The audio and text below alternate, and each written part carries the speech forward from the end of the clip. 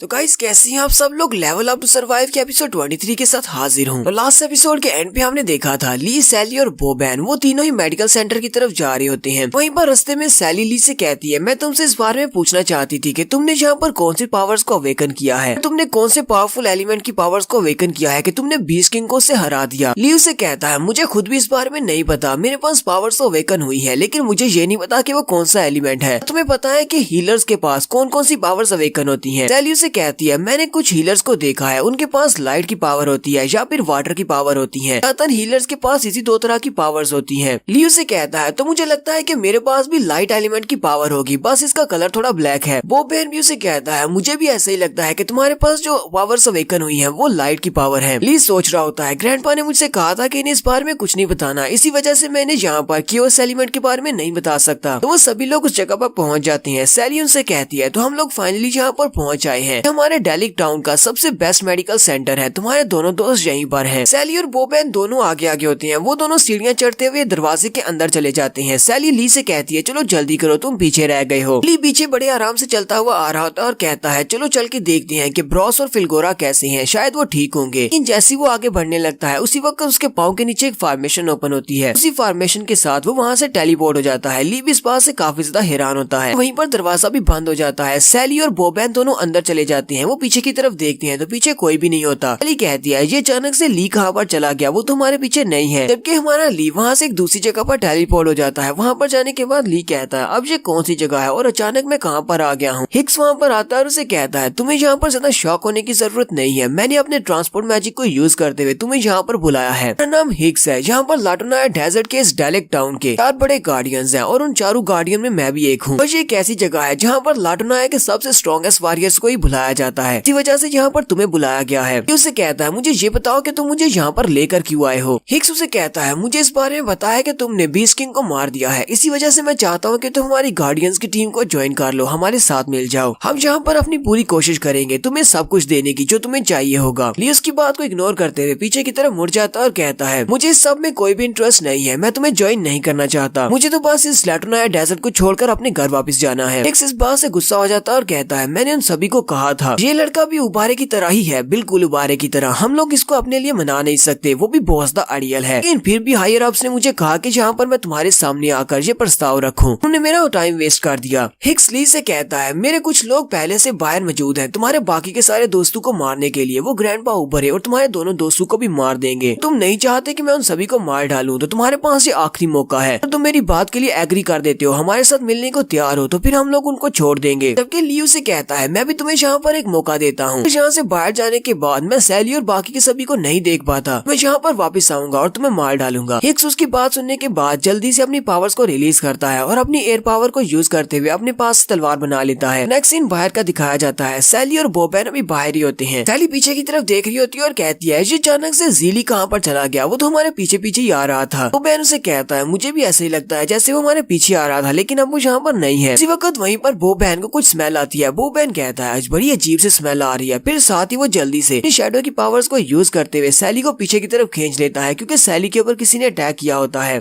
बोबैन सैली को बचाने के बाद उससे पूछता है, क्या तुम ठीक हो। सैली उसे कहती है, हाँ मैं बिल्कुल ठीक हूँ, तुम्हारा बहुत बहुत शुक्रिया, तुमने मेरी जान बचा ली। बोबैन काफी ज्यादा गुस्सा होता है और उस बंदे से कहता है, कमीने कहीं के यहाँ पर मेरे सामने आओ, तुम्हारी हिम्मत कैसे हुई मेरी सैली के ऊपर अटैक करने की। तो उसके सामने एक बंदा खड़ा होता है, उसके पास भी शैडो की पावर होती है और उसने अपनी पावर को यूज करते हुए 3 तलवारें बनाई होती है। जबकि हमारा नेक्स्ट सीन फिर से अंदर का दिखाया जाता है। यहाँ पर हिक्स अपनी पावर्स को यूज करते हुए ली के ऊपर अटैक कर रहा होता है। वो बार बार उसके ऊपर स्लैशेस लगा रहा होता है, जबकि ली ने साथ साथ उस छोटी बच्ची को भी बचा रहा होता है। वो बार बार उसको अपने साथ उठाकर जंप कर रहा होता है और उसके अटैक्स को अवॉइड कर रहा होता है। वहीं पर वो बच्ची उसके हाथ से गिर जाती है। वो वहीं पर जंप करता है और उस बच्ची को फिर से पकड़ लेता है। ली कहता है, मैं इस बंदे के ऊपर अटैक नहीं कर सकता जब तक कि इस छोटी बच्ची को मैंने अपने हाथ में पकड़ा हुआ है। जबकि वो बच्ची आगे से बहुत ज्यादा खुश होती है। ली उसे कहता है, क्या तुम्हें जरा भी आइडिया है कि हम लोग इस वक्त किस सिचुएशन में है, मेरे ऊपर अटैक हो रहा है और तुम यहाँ पर खुश हो रही हो। हिक्स ली से कहता है, तुम्हें यहाँ पर इस बच्ची के लिए परेशान होने की जरूरत नहीं है, तुम्हें पहले अपने बारे में सोचना चाहिए कि पहले तो यहाँ पर तुम मरने वाले हो। लियो से कहता है, मुझे इस बारे में जरा भी आइडिया नहीं है कि हम लोगों को यहाँ पर फाइट क्यों करनी चाहिए, हम सभी लोग मिलकर काम नहीं कर सकते, हम सभी लोग मिलकर लाटोनाया डेजर्ट में उस खोए हुए टेम्पल को ढूंढ सकते हैं और यहाँ से निकल सकते हैं। तुम्हारे पास काफी सारी स्ट्रेंथ है, तुम हमें ज्वाइन कर सकते हो। हिक्स भी आगे से हंसना शुरू कर देता है और उसे कहता है, तुम्हें ऐसा क्यों लगता है कि हम लोग ऐसा कुछ करेंगे, मैं तो ऐसा बिल्कुल भी नहीं नहीं करने वाला। लगता है कि ग्रैंडपा ओबरे ने तुम्हें इस बारे में कुछ भी नहीं बताया। लगता है कि ग्रैंडपा ने तुम्हें सच नहीं बताया। हिक्स उसे यहाँ पर अपने एग्रीमेंट के बारे में बताता है। वो उसे कहता है हमने बाहर के मॉन्स्टर्स के साथ एक एग्रीमेंट किया हुआ है। हमें लगता है कि हमारे गाँव के अंदर इतनी अमन शांति कैसे होगी। ये सारी अमन शांति ऐसे ही नहीं है बल्कि उस एग्रीमेंट की वजह से है। लोग गाँव के बाहर जो मॉन्स्टर्स हैं अपने कुछ लोगों को सैक्रिफाइस के तौर पर उन लोगों को हर हफ्ते दे देते हैं, जिसकी वजह से वो मॉन्स्टर्स हमारे गाँव के ऊपर अटैक नहीं करते। तुम्हारा वो ग्रैंडपा ओबर है वो भी हमारी टीम का ही एक हिस्सा है। हमने इस सभी की शुरुआत की थी जब हमने मॉन्स्टर्स के साथ ये एग्रीमेंट किया था। तब उसने इस फैसले को अपोज नहीं किया था, उसने भी हमारा साथ दिया था। लीवी इसकी बात सुनने के बाद काफी ज्यादा हैरान होता है और कहता है कि वाकई में ग्रैंडपा ने ये सब कुछ किया है। यहाँ पर ये गाँव के कुछ लोगों का सैक्रिफाइस देते हैं ताकि बाकी के गाँव की जान बचाई जा सके। लियो से कहता है तो इसका मतलब ये है कि शुरुआत से तुम सभी लोगों का लाटोनाया डेजर्ट के इस डायलेक्ट टाउन को छोड़कर जाने का कोई भी इरादा नहीं था। सभी लोग यहीं पर रहना चाहते हो और तुमने कभी कोशिश भी नहीं की। यहाँ पर कुछ लोगों को सैक्रिफाइस देकर तुम लोग अपनी जिंदगी गुजार रहे हो। हिक्स उसे कहता है ये प्लान बहुत ज्यादा अच्छा है। लोग यहाँ पर सिर्फ कुछ लोगों की बलि देते हैं जबकि बाकी का पूरा गाँव यहाँ पर सेफ रहता है। इसलिए अब तुम भी हमें ज्वाइन कर लो, जबकि तुम्हारे ग्रैंडपा ने भी हमें ज्वाइन किया था। हम उन मॉन्स्टर्स को हरा नहीं सकते। उन सारे मॉन्स्टर्स को गार्ड यहाँ पर भेजता है और वो सारे मॉन्स्टर्स बहुत ज्यादा पावरफुल है। हम उन मॉन्स्टर्स को मारना शुरू कर देंगे तो गार्ड्स भी हमसे गुस्सा हो जाएंगे। लियो उसकी सारी बात सुनने के बाद उसे कहता है मेरा जवाब अब भी वही रहेगा। मुझे तुम्हारी टीम को ज्वाइन करने में कोई भी इंटरेस्ट नहीं है। मैं तुम्हारी तरह कोई डरपोक नहीं हूँ। मैं वहाँ पर जाऊंगा, खोए हुए टेम्पल को ढूंढूंगा, मॉन्स्टर्स को मारूंगा और लाटोनाया डेजर्ट को छोड़कर जाऊंगा। मुझे लगता है कि ग्रैंडपा ओबरे कभी भी तुम्हारे साथ इस तरह नहीं मिल सकते। वो कभी भी इस तरह के घटिया एग्रीमेंट के ऊपर साइन नहीं कर सकते। मुझे इस बात से फर्क नहीं पड़ता चाहे कोई इंसान हो या कोई मॉन्स्टर हो या फिर गार्ड्स भी क्यों ना हो। वो अगर मेरे रास्ते में आएंगे तो मैं सभी को मार डालूंगा क्योंकि मुझे अपने घर वापस जाना है। हिक्स उसकी बातें सुनने के बाद हंसना शुरू कर देता और कहता है बच्चे हमारी सोच काफी ज्यादा अच्छी है लेकिन तुम इस सोच के साथ आगे नहीं बढ़ पाओगे। लियो उस छोटी बच्ची को वहीं पर नीचे उतार देता और कहता है तुम यहीं पर रुकना और मेरा इंतजार करना। पहले मैं इस बुरे आदमी के साथ फाइट खत्म कर लूं, उसके बाद तुम्हें आकर उठाता हूँ। लियो उस बच्ची को वहाँ पर उठाने के बाद पीछे की तरफ मुड़ता है। हिक्स उसे कहता है तुमने बहुत ही अच्छा किया, उस बच्ची को वहाँ पर छोड़ दिया। इससे भी पहले मैं तुम्हें मारने वाला हूँ, उसके बाद ही उस बच्ची को मारूंगा। जैसे वो वहाँ पर हंसकर उससे बात ही कर रहा होता है कि उसी वक्त ली का पंच उसके पेट में होता है और उसके मुंह से ब्लड निकलना शुरू हो जाता है क्योंकि ली ने उसे अपनी जबरदस्त पंच मारा होता है। सिर्फ एक ही पंच के साथ ली यहाँ पर हिक्स को हरा देता है, जबकि हिक्स भी उसका पंच खाने के बाद नीचे गिर जाता है और उसे कहता है आखिर तुम हो कौन। यहीं पर हमारा नेक्स्ट सीन बाहर का दिखाया जाता है। मेडिकल सेंटर के बाहर जितने लोग होते हैं वो सभी लोग वहाँ से भागना शुरू कर देते हैं क्योंकि वहाँ पर फाइट स्टार्ट हो जाती है। सैली, बोबैन और वो तीसरा बंदा वो यहाँ पर फाइट कर रहे हैं। सैली अपनी फायर पावर्स के साथ उसके ऊपर अटैक करती है जबकि वो जल्दी से पीछे की तरफ हट जाता है। इसी वक्त बोबैन अपने शेडोज बनाकर उसके ऊपर अटैक करता है जबकि वो भी सामने से अपनी तलवार के साथ उसके अटैक्स को ब्लॉक कर सकता है क्योंकि वो भी एक शेडो स्वर्ड्समैन है। बोबैन का एक शेडो वहाँ पर जाकर उसके अटैक को वहाँ पर ब्लॉक करता है ताकि उसको वहाँ पर बाइंड करके रखा जा सके। उसी वक्त बोबैन चिल्लाकर सैली से कहता है सैली अभी करो, तो सैली वहाँ पर अपनी फायर पावर को रिलीज करती है जहाँ पर अपनी special skill hell fire blaze को यूज करती है और वहाँ पर बहुत सारी फायर निकलती है और फायर का एक बहुत ही बड़ा धमाका होता है। इसके साथ वहाँ पर बोबैन का क्लोन भी जल जाता है लेकिन वो बंदा अभी तक जिंदा होता है। तो यहीं पर ली भी बाहर आ जाता है। ली बाहर आने के बाद उस बंदे को एक जबरदस्त किक मारता है और वो सैली और बोबैन के सामने खड़ा होकर उसे कहता है अगर तुमने यहाँ पर मेरे दोस्तों को दोबारा हाथ लगाने की कोशिश की तो मैं तुम्हें मार डालूंगा। अगर तुम्हें मुझ पर अटैक करना है तो मुझ पर अटैक कर सकते हो लेकिन मेरे दोस्तों को हाथ मत लगाना वरना मैं तुम्हें और तुम्हारे बाकी के सारे गार्डियंस को ढूंढ कर मार डालूंगा। जब उसे घूर कर देखता है तो वो शेडो वहीं से गायब हो जाता है। सैली ली से कहती है ली यहाँ पर अचानक से क्या चल रहा है, हमारे पर अटैक क्यों हो रहा है और तुम गायब कहाँ पर हो गए थे।